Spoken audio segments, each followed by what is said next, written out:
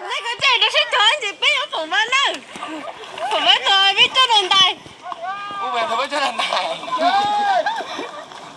Nhớ ra, chết cần người.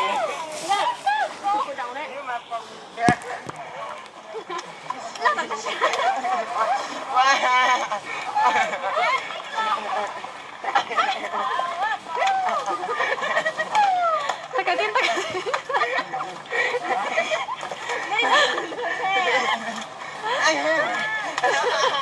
Quá không còn lo tiền không nào nè.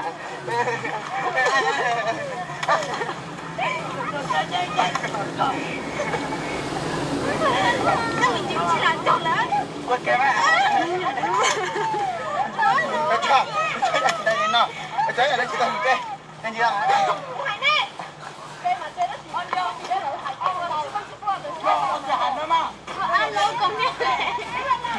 Ôi chị tên là ta, em rằng vì ông đào á. Đúng trời thế rồi.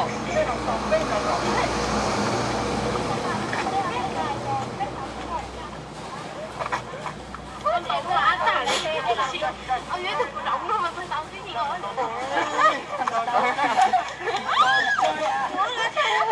Nói ra chỉ phải là các bạn. Nhưng mà nào biết trời ra thằng sao bây giờ chỉ tao có cho ăn qua là thằng nào ăn qua ăn chết hiện tại bạn chờ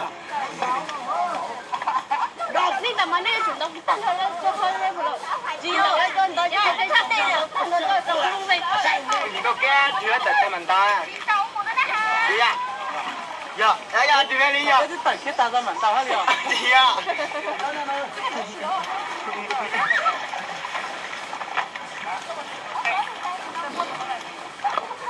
mình quay một con dâu rồi chụp anh nè à bây giờ bây giờ dịch thùng rồi quay đây đây không có xe rồi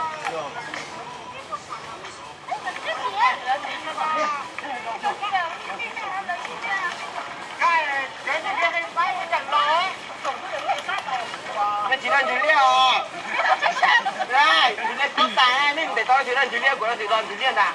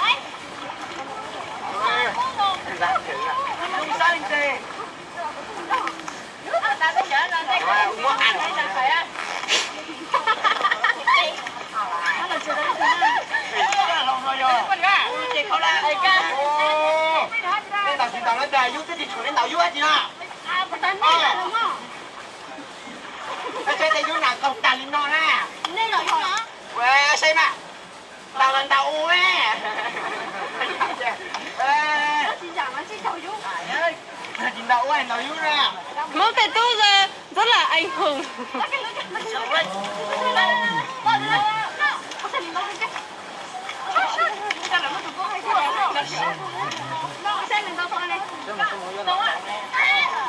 Sao món tôi hùng? Ai dùng?